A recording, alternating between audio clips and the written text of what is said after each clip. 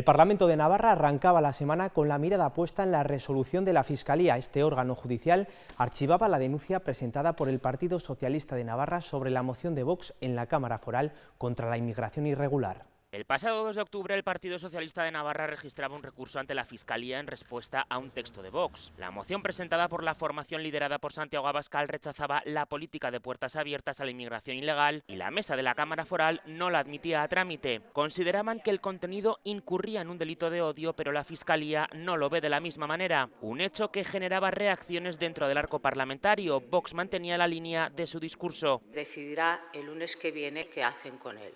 En el caso de que nos lo rechacen, pues seguiremos en los tribunales contra la mesa de este Parlamento. UPN arremetía contra el comportamiento de los socialistas. Pues ha derrapado y se pasó de frenada en ese intento de censurar la actividad parlamentaria. Me parece inaudito. Y me parece inadmisible, porque cuando pasan estas cosas hay que dar la cara. Los partidos integrantes dentro del Ejecutivo Foral también se pronunciaban. Están las resoluciones judiciales que, como de otra manera siempre ha hecho el Partido Socialista, es acatarlas, lo que no quiere decir siempre compartirlas. El trámite parlamentario tiene garantías para que las cosas se vean en tiempo y forma y cuando llegue el momento tomaremos la decisión. EH Bildu quedaba a la espera de ver lo que ocurre la semana que viene. En poner freno a cualquier tipo de iniciativa que atente directamente contra los derechos humanos. Después de que Fiscalía haya archivado la denuncia del PSN contra la moción de Vox, es el turno de los diferentes grupos. Tendrán que volver a posicionarse en torno a un texto que previsiblemente Vox presente de nuevo en el Legislativo Foral. Los delitos de seguridad vial aumentan en Navarra y cada vez adquieren más peso. Es uno de los datos que ofrecía el fiscal superior de Navarra, Jaime Goyena, en comisión parlamentaria, donde también ha advertido de que los jóvenes se empiezan a delinquir cada vez más temprano. Siempre los de 16 a 18 cometían muchos más delitos que los de jóvenes entre 14 y 15. Este año eso ha cambiado y prácticamente la tasa delictiva es la misma en una franja de edad que en la otra. Los jóvenes han empezado a delinquir antes de lo que lo hacían en los años precedentes. Aumentan también los delitos contra el patrimonio, la libertad y la ciberdelincuencia, unos datos que considera bastante alarmantes. En el otro lado de la balanza, las cifras reflejan una disminución de hechos relacionados con la grabación y difusión de los delitos a través de las redes sociales. La Asociación Aralar analizaba en comisión parlamentaria la situación de las personas afectadas sobre los juegos de azar y la ludopatía, un problema que aseguran afecta de lleno a la salud mental y va increciendo. Este es solo uno de los datos que la Asociación Aralar ha sacado a la palestra en el Parlamento de Navarra. En la franja de edad 12-13 años, el consumo de juego con dinero supera al de alcohol por primera vez. Persiste todavía una imagen negativa y de rechazo social hacia las personas con ludopatía. 1 de cada 3 personas que juegan es mujer, pero solo 1 de cada 10 pide ayuda. UPN y Partido Popular han querido poner el foco en la posibilidad de que sea la Administración quien se encargue de los tratamientos y, si no, aumentar la financiación a entidades como Aralar. Su asociación cubre un hueco en nuestra sociedad que no lo está ofreciendo el Servicio Navarro de Salud. Pero si es verdad que las asociaciones saben dar una mayor respuesta, que se les dote de medios económicos. Desde el Partido Socialista, preocupación al ser Navarra, junto al País Vasco, uno de los territorios con más menores que participan en alguna modalidad de juego con dinero. Es un porcentaje mucho mayor que el del resto de España, ¿no? Esto también habría que analizar a qué es debido. EH Bildu, Geroa y Contigo Zurekin han apostado por una regulación fuerte y que dé resultados. Lo que está denotando es que tenemos una regulación manifiestamente mejorable. Nos parece que desde 2022 que se aprobó la ley, que esté todavía pendiente, es importante agilizar todo eso. Los sistemas de control y acceso a las máquinas tragaperras, igual que los que existen en las máquinas de tabaco actualmente. Desde Vox, llamamiento a la detección precoz de la ludopatía. Es muy importante detectar los síntomas iniciales de la ludopatía. Aralar también ha exigido la prohibición de la publicidad del juego, aumentar las ayudas a entidades como ella, mayor sensibilización social y el diseño de una estrategia integral sobre el juego en Navarra. Carlos Guzmán, portavoz de Contigo Zurekin en el Parlamento de Navarra, bienvenido al sillón de la Cámara Foral. Muchas gracias, un placer estar de nuevo con vosotros en este sofá. Un año después, hace justo 365 días aproximadamente, teníamos una entrevista de inicio de legislatura. ¿Ha cambiado mucho en este segundo año de curso político? Bueno, yo creo que el Parlamento realmente no ha cambiado mucho, seguimos en una dinámica bastante similar. Sí que es cierto que tras este año, pues los nuevos parlamentarios, como es mi caso y como es el del conjunto de mi grupo parlamentario, tenemos ya un año ya de experiencia, sabemos ya mejor cómo funciona el Parlamento, estamos mejor dicho, plenamente habituados al funcionamiento de la Cámara y quizás pues estamos con más ganas de seguir dando guerra en este Parlamento, que es un poco para lo que hemos venido el grupo parlamentario de Contigo Navarra. Muchos portavoces hablan de que están en un continuo déjà vu, o sea que todos los temas que se tratan ya son muy predecibles, que falta originalidad a la política navarra. ¿Tú también lo ves así? Bueno, más que falte originalidad, yo diría que la Navarra es una política bastante predecible. Los bloques políticos, tanto en lo identitario como también en el bloque socioeconómico, podríamos decir o señalar, de derechas y de izquierda, pues están bastante consolidados, y sí que es cierto que las problemáticas que tratamos en el Parlamento, por desgracia, normalmente se vienen repitiendo, y los bloques, al estar al estar tan consolidados, pues sí que pueda hacer parecer que estamos viviendo un continuo déjà vu, pero no, también tenemos nuevas problemáticas concretas que van surgiendo en el día a día y que las tenemos que tratar y afrontar en este Parlamento para dar solución a esas problemáticas que sufre la ciudadanía. ¿Se ha perdido cordialidad entre los partidos? ¿Se ha perdido un poco el respeto en la política navarra? Yo diría que no. Sí que es cierto que esta última legislatura irrumpió un nuevo grupo parlamentario, irrumpió la extrema derecha en este Parlamento, y quizás sí que se ha sufrido cierta radicalización de un sector de este Parlamento. Al margen de ese sector, yo diría que el resto de grupos parlamentarios, con nuestras infinitas diferencias políticas e ideológicas, somos grupos parlamentarios cordiales que defendemos en muchas ocasiones con vehemencia nuestras propuestas, nuestra ideología y nuestro programa electoral, pero más allá de algún rifirrafe concreto en un pleno o en una comisión, la cordialidad yo creo que es buena y que reina en esta casa. Justo me hablabas de Vox, la Fiscalía archivó esa denuncia del Partido Socialista de Navarra que hizo pues un poco en esa moción en la que se hablaba de palabras mayores en contra de la inmigración irregular. ¿Qué lectura hacéis desde Contigo Surekin respecto a este tema? Pues entendemos que el contenido de esa moción, a ojos y en voz de nuestra coalición, era un contenido aberrante. No se puede utilizar o no se puede instrumentalizar las administraciones públicas, las instituciones, en este caso este Parlamento, para lanzar un discurso totalmente falso y además peligroso, que lo que busca es criminalizar a sectores de la población que, como tú, que como yo, lo que buscamos es ganarnos la vida de manera digna y honrada. ¿Crees que se admitirá a trámite ese documento? También siempre ha habido esa polémica de que si se coartaba la libertad de expresión, no es lo que criticaba la oposición. Es una cuestión que compete a la mesa del Parlamento. En ese órgano nuestra coalición Contigo Navarra Surekin Nafarroa no está, no formamos parte de la mesa del Parlamento por una cuestión numérica, entonces no sabría decir en cómo se va a producir ese debate. Nosotros, en cualquier caso, lo que sí que queremos acentuar el debate, o sí lo que queremos señalar, es que tenemos que estar muy prevenidos y muy prevenidas para erradicar esos discursos de intolerancia, esos discursos de odio que no deben ser admisibles o no pueden ser asumidos por una sociedad democráticamente madura como es la Navarra. ¿En qué se diferencia Contigo Surekin, por ejemplo, del Partido Socialista de Navarra? Yo creo que somos formaciones políticas muy distintas. El Partido Socialista es un partido de centro-izquierda, podríamos decir, y Contigo Navarra Surekin Nafarroa es una coalición encuadrada en el espacio de la izquierda transformadora y alternativa de nuestro país. Todo el mundo conoce quién estamos en Contigo Navarra Surekin Nafarroa. Somos una organización, en el caso de nuestra comunidad, formada por Izquierda Unida, organización a la cual yo pertenezco, por Bacharre, por Podemos, por infinidad de activistas independientes, por personas del ámbito académico que decidieron sumarse a este proyecto de manera independiente. También forman parte de nuestra coalición dos organizaciones ecologistas, como son ECO y Alianza Verde, y todo el mundo nos reconoce como esa izquierda rebelde que no solo aspira a gestionar o no solo aspira a gestionar ese status quo imperante, sino que aspira a tener esa vocación transformadora de transformación de la sociedad.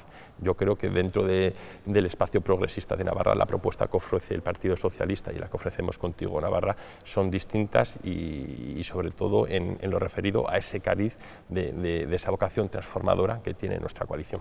¿Contigo Surekin aprieta un poco al Partido Socialista o va más a rebufo? ¿Qué crees? Yo creo que es fundamental en Navarra Contigo Zurekin, en el Estado, nuestras organizaciones hermanas, es fundamental que nosotros y nosotras apretemos, que empujemos al Partido Socialista cuando compartimos cogobiernos de coalición, como es el caso actual en Navarra y también en el Estado, para que ese Partido Socialista, que en determinadas ocasiones pues no le cuesta nada mirar hacia la derecha, pues que esté centrado en esas posiciones de izquierdas.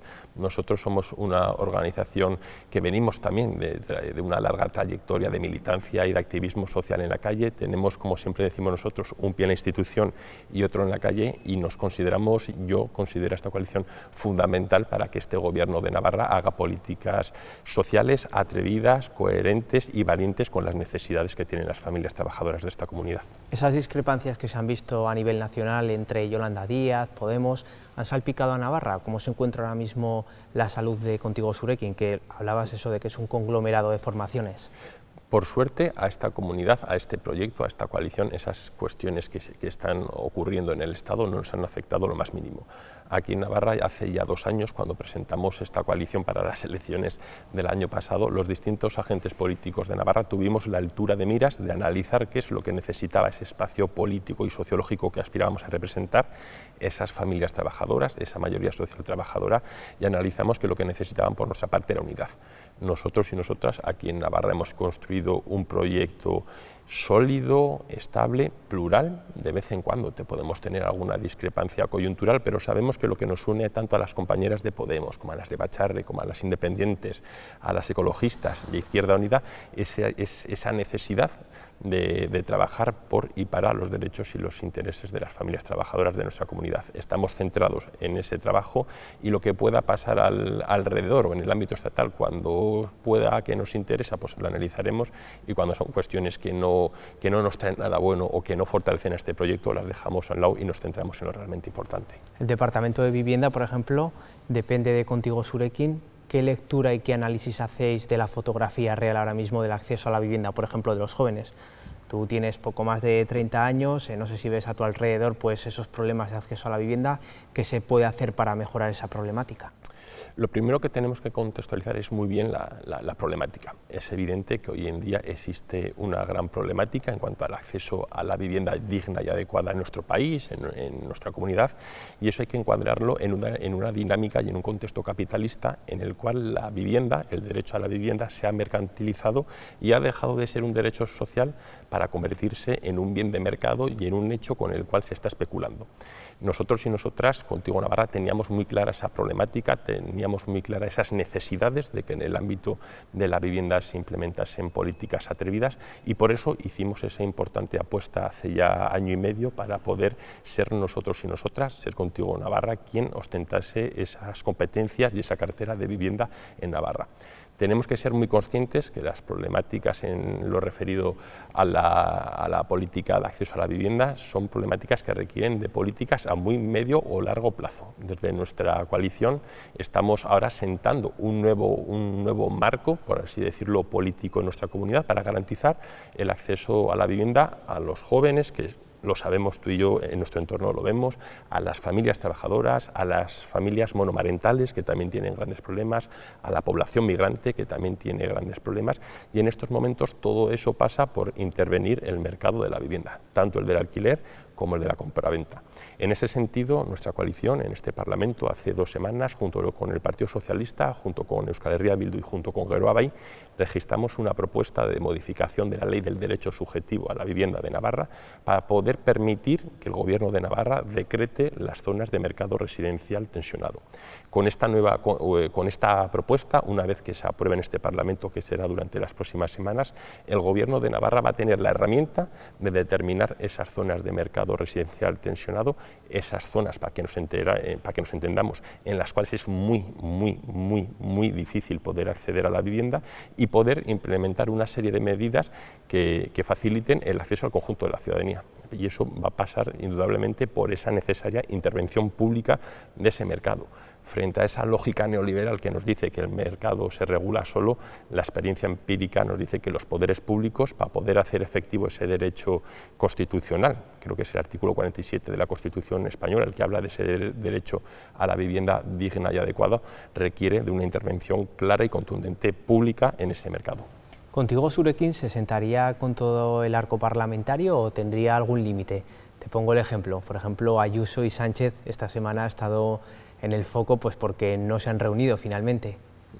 A mí, por parte de la señora Ayuso, me parece una falta de total responsabilidad y de lealtad institucional. Esta señora es la presidenta de la Comunidad de Madrid, hay que decirlo, lo es porque la han votado los madrileños y las madrileñas, y entre sus obligaciones, por el bien de la ciudadanía madrileña, está la de interlocutar con el presidente del Gobierno, al cual también se le ha elegido por una mayoría, por un respaldo ciudadano de los ciudadanos y ciudadanas del Estado español. Yo no puedo comprender ese tipo de actitudes que yo creo que simplemente son fuegos de artificio o son prácticas más bien de cara a aferrar a su electorado. En cuanto a Contigo Navarra, en este Parlamento solo tenemos una línea roja clara, es conocida, que es la extrema derecha. Nosotros y nosotras en este Parlamento no estamos interlocutando con la extrema derecha, creemos que con su irrupción en este Parlamento se sobrepasaron una serie de líneas rojas que por el conjunto, por el amplio abanico de partidos y grupos parlamentarios que ha habido en la historia de este Parlamento, nunca se habían sobrepasado. No tenemos ningún tipo de impedimento en dialogar, discutir, interlocutar con partidos de derecha, como Unión del Pueblo Navarro o con el Partido Popular, con partidos de centro, como Guerrero, como el Partido Socialista, con las compañeras también de Euskal Herria Bildu. Hay cuestiones con todos esos grupos parlamentarios que nos separan, otras que quizás podamos tener mayores coincidencias, y nosotros y nosotras interlocutamos con todas ellas, pero con la extrema derecha no, porque entendemos que es una línea roja que no podemos sobrepasar. ¿Crees que a veces haciéndoles el vacío puede, como no hay un contraargumento, alentar su discurso? En absoluto. Yo creo que la experiencia de este Parlamento nos está demostrando durante este año y medio que llevamos de legislatura que la mejor receta para lograr que los postulados antidemocráticos de la extrema derecha tengan el menor eco posible es el obviar a esa formación política. Cuando no se la ha obviado, como últimamente hemos tenido algún caso, es cuando más protagonismo se le daba a esa extrema derecha, que en opinión de nuestra coalición no se le debe dar ningún tipo de protagonismo ni ningún tipo de altavoz. Ahora vamos con unas preguntas más personales, lo hago a todos los portavoces. Como portavoces os cuestionáis a diario, porque hay que mantener esa línea de argumentario de la agrupación o de la formación política, a la vez que igual a veces puedes discrepar en cosas personalmente. Yo soy una persona muy crítica, por lo tanto tengo que ser muy autocrítico, empezando por mí mismo. Yo casi todos los días no me cuestiono a mí ni a mi coalición, pero sí que analizo qué es lo que estamos diciendo, cómo lo estamos transmitiendo, en qué estamos trabajando, sobre todo con la intención o con la vocación de mejorar. Con respecto al cuestionamiento del argumentario, yo no tengo ningún tipo de problema. Yo vengo de una tradición política en la cual siempre prima el interés colectivo frente al interés individual. Nuestra coalición se sustenta, este proyecto político se sustenta en torno a un programa electoral, un programa electoral que nos costó construirlo de manera solvente varios meses. Estamos todos y todas en este grupo parlamentario comprometidos con la defensa y con la implementación de ese programa electoral, y yo en el marco de este programa electoral me siento plenamente cómodo y no tengo ningún tipo de cuestionamiento, porque insisto, creo que es muy importante en la política institucional saber que los que estamos aquí estamos de manera coyuntural, las personas estamos de paso, lo importante es el proyecto, y siempre con esa óptica de que prime el interés colectivo frente al individual, y junto con un programa electoral técnicamente solvente como el nuestro, no tiene por qué haber grandes problemas en el día a día. Has hecho trabajos de cooperación, ¿cuál es la visita que más te ha llamado la atención? Y luego también si crees que el hecho de que haya políticos en lugares de cooperación, ¿eso puede hacer que se traslade la imagen de que los políticos solo van a hacerse la foto, o es necesario que estén ahí? Bueno, yo participé como tú bien sabes, en un programa de cooperación en Argentina, en Santiago del Estero, en el norte de Argentina, con el movimiento campesino de Santiago del Estero, hace ya unos cuantos años, y a mí personalmente me aportó mucho. Yo ya era una persona que militaba políticamente en aquella época, tenía la necesidad también personal de formarme en el ámbito de la cooperación internacional al desarrollo, porque me parecía muy interesante y muy importante, y creo que en el ámbito de la política institucional haya personas que hayan pasado por ese tipo de estudios o por ese tipo de proyectos y procesos es imprescindible para, sobre todo, entender que en este mundo, en este planeta capitalista, existen grandes desigualdades sociales generadas por el propio sistema capitalista. Tenemos un norte económico rico, tenemos un sur económico empobrecido, y muchas muchas veces las problemáticas que se viven en el sur económico son generadas por las dinámicas de ese norte económico en el cual vivimos nosotros y nosotras. Para ello es imprescindible que desde las administraciones públicas, conociendo esa realidad y conociendo esas experiencias, apostemos por las políticas públicas de cooperación al desarrollo para revertir esa brecha estructural existente entre esos países del norte económico y esos países empobrecidos del sur económico. Carlos Guzmán se posiciona en torno a la polémica de La Oreja de Van Gogh. ¿Es ajeno, no? ¿Es partidario de Leire Martínez, de Amaya Montero? Pues mira, nunca he escuchado demasiado ese grupo, sí que creo que como todos los ciudadanos de este país y de Navarra conocemos La Oreja de Van Gogh, creo que todos hemos cantado alguna vez esas canciones, las hemos bailado, y sin estar muy puesto en la polémica, yo creo que esta última cantante, que además es vecina nuestra, ¿no? Que es una chica de Navarra, creo que ha tenido una trayectoria inmejorable a lo largo de los últimos años, y creo que quizás en las últimas semanas o en los últimos meses se le haya faltado un poquito al respeto, ¿no? Con toda esta polémica que sobrevolaba al grupo y que tampoco le hacía ningún bien ni al grupo ni a ella. Ahora creo, ¿no?, que ha decidido de manera unilateral el grupo prescindir de ella. Pues bueno, desearle mucha suerte a ella y al grupo, porque creo que tanto el grupo como ella pues son un valor de la cultura y de la música de nuestro país. ¿En política existen también esas puertas abiertas a que haya gente que se vaya? Hombre, yo creo que en la política y en la política institucional las puertas tienen que estar siempre abiertas para llegar, para salir y sobre todo para aportar a los proyectos. Siempre que se haga desde la honestidad, desde la sinceridad, pues no me parece malo que haya nuevas personas que aporten a proyectos o que dejen de apoyar, siempre y cuando, insisto, esa idea que te comentaba antes, se priorice el interés colectivo del proyecto político en este caso. Y para finalizar, ¿has visto el documental de Pedro Sánchez? ¿Algún tramo? Vi ayer en Twitter un pequeño vídeo con una polémica relacionada con la exministra de Igualdad y tampoco lo llegué a comprender. No me gustó lo que vi en ese pequeño tweet, en ese pequeño vídeo, pero más allá de eso no he visto, no. ¿Eres partidario de hacer documentales a los políticos o crees que se cae un poco en lo artificial? Yo creo que hay cuestiones y problemáticas mucho más atractivas que las de la política institucional para hacer documentales. Si se ha hecho, me imagino que será porque en esta sociedad del consumo pues habrá interés, no sé si ciudadano o económico o empresarial, por realizar ese documental. A mí personalmente no me interesa mucho, la verdad, el contenido de ese documental, y creo que hay otras cuestiones, otros personajes, otras historias más importantes o más interesantes a la hora de realizar algún tipo de documental. ¿La política navarra daría para un buen documental o no? Daría para un buen documental, yo creo que sí. Aquí tenemos una política muy propia de Navarra, muy convulsa en estos últimos años, con grandes novedades a veces, con problemáticas que, como comentábamos antes, se vienen también manteniendo en el tiempo, y bueno, pues en este mundo de los documentales pues también se podría hacer un buen documental de esta política navarra. ¿Quién crees que sería buen protagonista o buena protagonista? Buen protagonista, pues yo espero que un buen protagonista de ese documental de la política navarra sea la coalición Contigo Navarra Zurekin Nafarroa, porque irrumpimos en este Parlamento y en la política navarra hace un añito, y creo que dentro de unos años, pues con cierta retrospectiva, se podrá ver que el importante papel que ha desempeñado esta coalición en el panorama político de nuestra comunidad. Pues Carlos, esto ha sido todo, un placer. Nada, muchísimas gracias a vosotros por esta invitación. Muchos fueron los temas que se trataron aquí en el Parlamento de Navarra en la sesión de control al Gobierno de este jueves. En el hemiciclo sobresalieron diferentes cuestiones, entre las que destacan, por ejemplo, la siniestralidad laboral, los niveles de pobreza o el acceso a la vivienda. UPN criticaba la gestión del Departamento de Vivienda y acusaba a la consejera Begoña Alfaro de falta de planificación. Los datos en materia de acceso a la vivienda afean y desacreditan constantemente su gestión. Y ustedes se empeñan en persistir en los errores. La consejera Begoña Alfaro contempla importantes beneficios fiscales para quienes alquilen viviendas como residencia habitual. Ha reconocido uno de los frentes abiertos, dice, es la trampa del alquiler de temporada o turístico. Y hoy en día el alquiler resulta la mejor medida para poder acceder a una vivienda para una parte muy importante de la población, entre la que se encuentra población vulnerable y también población joven. Ahora espera que en la mayor brevedad posible se apruebe la modificación de la Ley Foral de Derecho a la Vivienda para impulsar las medidas en esta materia. Mientras, la actividad parlamentaria continúa poniendo el foco en la llegada del anteproyecto de los presupuestos generales de Navarra a la Cámara Foral. Las negociaciones entre el Ejecutivo Foral y su principal socio presupuestario, EH Bildu, sigue su curso a la espera de conocer las medidas tributarias y fiscales.